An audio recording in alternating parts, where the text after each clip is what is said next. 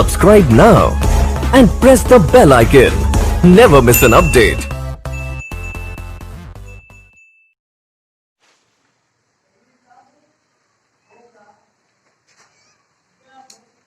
Good morning everyone.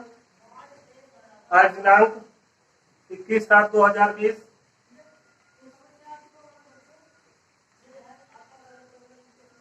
कक्षा 12 में chemistry में हम पढ़ रहे हैं चैप्टर रासायनिक प्रकृति। तो इसमें हम पढ़ रहे थे अभिक्रिया के वेग से संबंधित सवाल। आज एक दो सवाल और देखते हैं, उसके बाद आज से टॉपिक कंप्लीट हो जाएगा। उसके बाद हम क्या करेंगे, हम अगली कक्षा में पढ़ेंगे अभिक्रिया के वेग को प्रभावित करने वाले कारक। वो कौन कौन से कारक हैं जो अभिक्रिया के वेग को परिवर्तित करेंगे। तो अभी हम आज जो हमारा आज का टॉपिक है, आज हम वही पढ़ेंगे अभिक्रिया के वेग से संबंधित सवाल।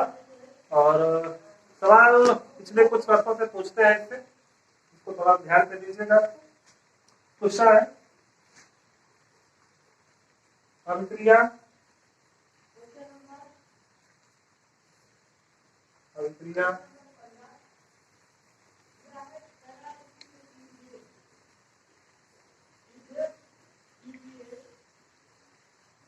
अभिक्रिया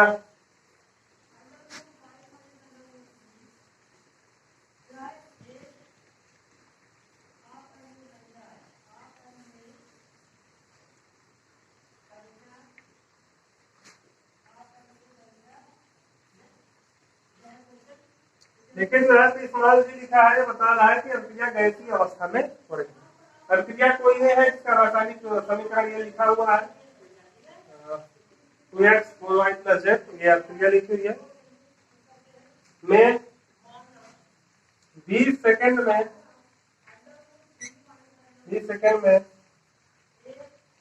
y की सांद्रता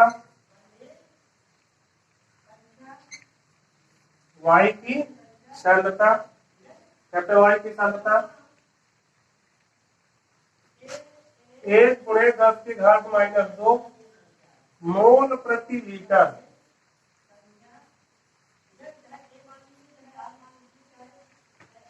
बढ़ जाती है।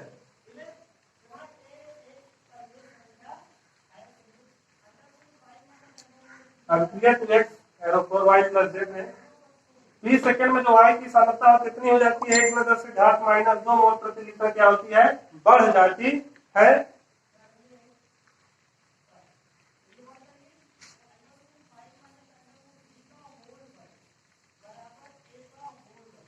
कैपिटल X के विलुप्त होने की दर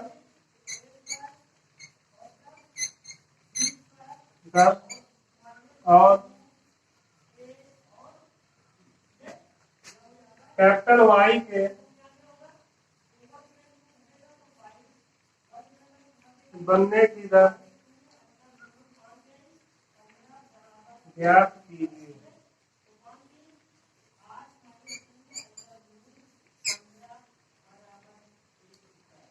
अभिक्रिया में 20 सेकेंड में y की सांद्रता इतनी बढ़ जा रही है, तो अभिक्रिया में पूछा क्या है, x के विलुप्त होने की दर और y के बनने की दर जो है वो क्या करना है, ज्ञात करना है। तो पहले इस प्रश्न को आप अच्छे से लिख लीजिए, स्क्रीनशॉट ले लीजिए। अब आगे देखते हैं इसमें कैसे इसको सॉल्व करना है।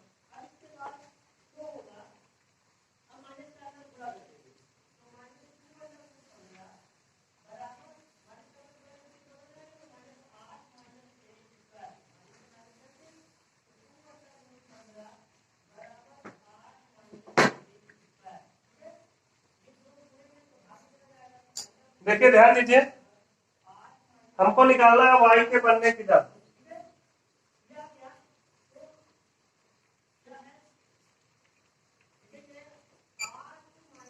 y के बनने की दर क्या होगी, प्लस dy बटे डी कैपिटल Y बटे dt। अब यहां से यह स्पष्ट है कि dy दिया है। dy कितना दिया है, अभिकारक की सांद्रता में कितना परिवर्तन हो रहा है, उत्पाद की सांद्रता में कितना परिवर्तन हो रहा है, ये आपको दिया है। उत्पाद की सांद्रता कितनी बढ़ रही है, समझ रहे कि नहीं, बढ़ना। प्रश्न में लिखा है कि y की सांद्रता कितनी बढ़ जाती है, ये नहीं कह रहा है कितने से इतनी हो जाती है, बढ़ जाती है मतलब परिवर्तन उतने का हो जाता है। अर्थात जो dy दिया है वो कितना दिया है, 1 × 10⁻²। और समय कितना दिया है, समय कितने सेकंड में बदल जाती है। प्रश्न में लिखा है इस अभिक्रिया में जो वायु की सांद्रता है वो 20 सेकंड में, 20 सेकंड में कितनी बढ़ जाती है, इतनी। तो वायु की सांद्रता में परिवर्तन हो गया और ये बटे क्या हो गया, परिवर्तन में लगा समय। तो वायु के जो बनने की दर है वो कितनी हो गई, 1 × 10⁻² क्या हो गई इसकी सांद्रता। इसकी सांद्रता में कितना परिवर्तन हुआ, कितने समय में, 20 सेकंड में। तो इसे जब हम सॉल्व करेंगे गणित के नियम से, ये आएगा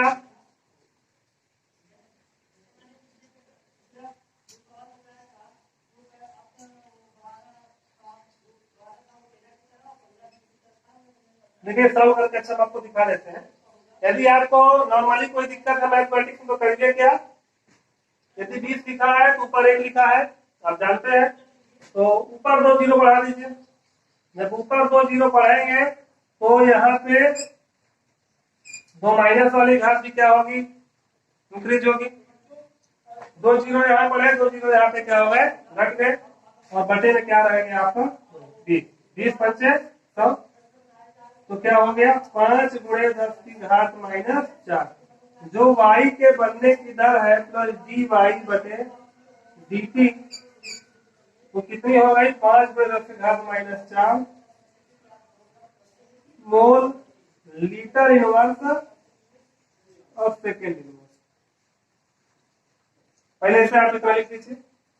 कुछ नए प्रश्न में पूछा y के बनने की दर, y के बनने की दर क्या होगी, y की सांद्रता में परिवर्तन, अर्थात y की सांद्रता में कितनी परिवर्तन हुआ है, क्योंकि ये उत्पाद है तो अर्थात इसकी सांद्रता में क्या होगी, वृद्धि होगी, जनरली जो होता है। तो ये हो गया, इसकी सांद्रता में परिवर्तन 1 × 10⁻² मोल प्रति लीटर का हो रहा है, और कितने सेकंड में हो रहा है, 20 सेकंड में हो रहा है। यहाँ पे सॉल्व करके आया हमारा 5 × 10⁻⁴ mole litre inverse second inverse.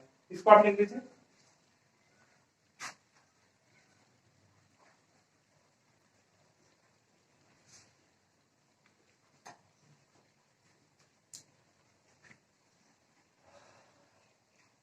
अब क्या ज्ञात करना है, यक्ष के विलुप्त होने की दर।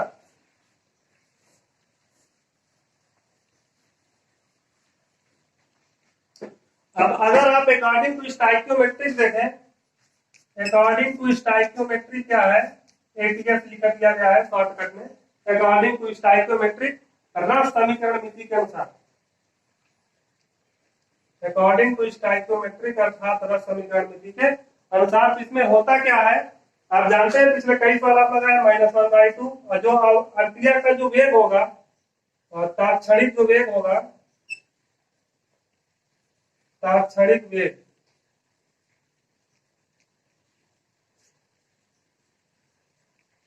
वो क्या होगा, -1/2 डी कैपिटल एक्स बटे dt प्लस 1/4 डी कैपिटल वाई बटे dt बराबर डी जेड बटे dt। तो आपको क्या निकालना है, -dx बटे dt, अर्थात x के विलुप्त होने की दर, y के बढ़ने की दर तो आप निकाल चुके हैं। अब आपको क्या निकालना है, x के विलुप्त होने की दर। x के विलुप्त होने की दर के लिए हम x होना चाहिए हमारे इक्वेशन में, और हमारे पास इसकी वैल्यू गिवन है, तो हम इसको इसके बराबर दिखा सकते हैं। आप जानते हैं इसको क्या करेंगे, इसके बराबर दिखा देंगे। -1/2 डी कैपिटल एक्स बटे dt बराबर क्या हो जाएगा, 1/4 dy बटे dt। दो यहाँ पर बटे में, उधर जाएगा क्या हो जाएगा, गुणे में हो जाएगा।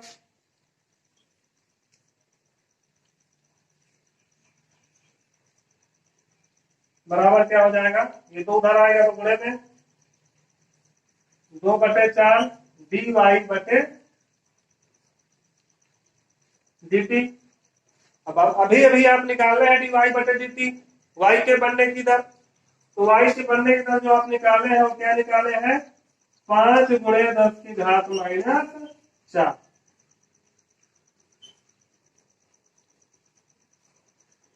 यहाँ पे माइनस dx बटे dt बता रहा है, ये चिन्ह बता रहा है x की सांद्रता में परिवर्तन बटे समय, अर्थात x के विलुप्त होने की दर।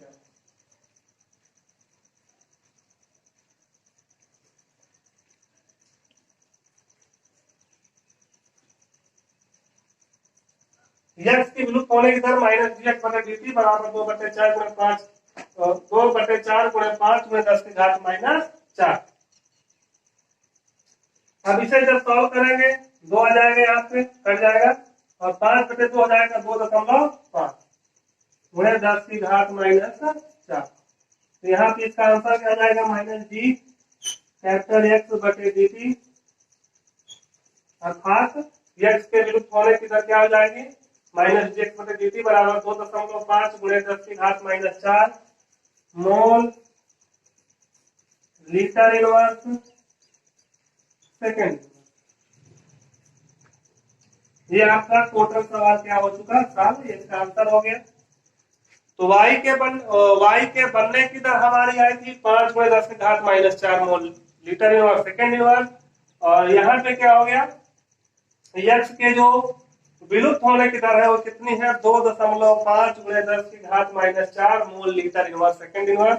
यहाँ पे mole litre inverse second inverse क्या है, अभिक्रिया के वेग का जो है वो मात्रक होता है।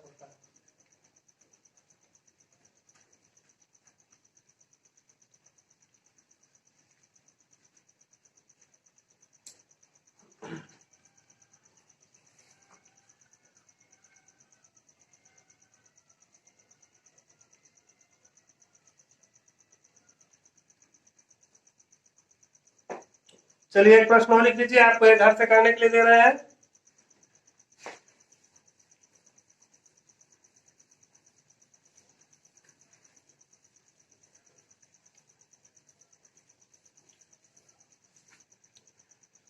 क्वेश्चन है,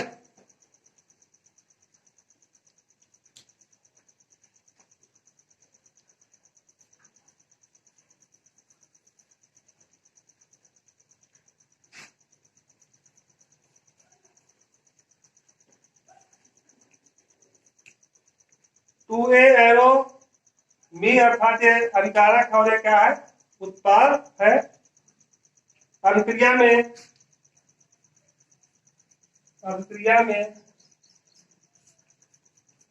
कैपिटल ए की सांद्रता,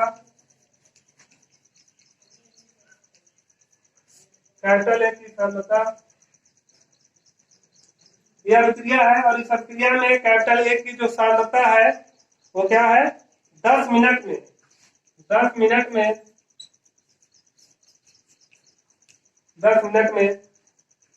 0.5 मोल प्रति लीटर से घटकर, क्योंकि ए अभिकारक है जिसकी सांद्रता क्या होगी, घटेगी 0.5 मोल प्रति लीटर से क्या होती है, घटकर 0.4 मोल प्रति लीटर रह जाती है।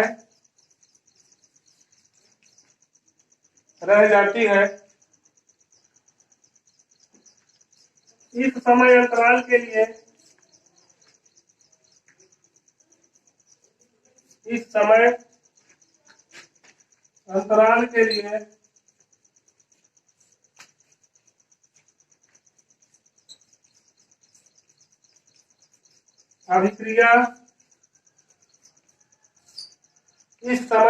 के लिए अभिक्रिया के वेग की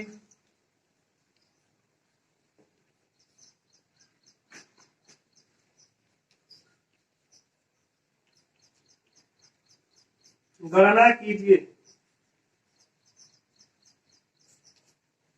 देखिए 2A एरोबी एक अभिक्रिया है, अभिक्रिया में एक ही सांद्रता क्या होती है, 10 मिनट में 0.5 मोल प्रति लीटर से घट करके 0.4 मोल प्रति लीटर क्या होती है, रह जाती है।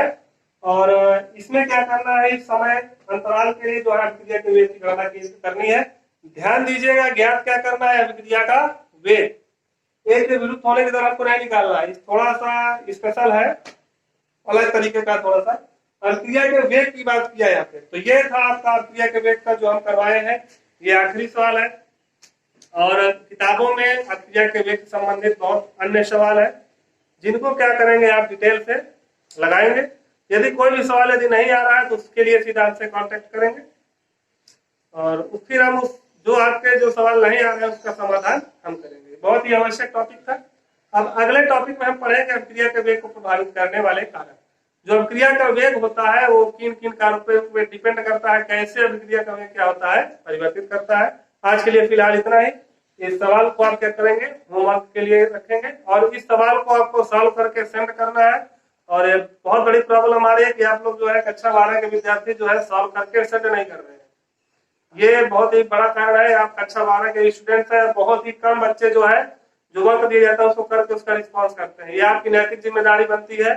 यदि विद्यालय आपके साथ जुड़ा हुआ है, अच्छे तरीके से अच्छे क्रियाकलाप कर रहा है, मेहनत कर रहा है आपके साथ, तो आपकी भी जिम्मेदारी बनती है उसको क्या करने की, निर्वहन करने की। चलिए फिलहाल आज के लिए इतना ही। धन्यवाद।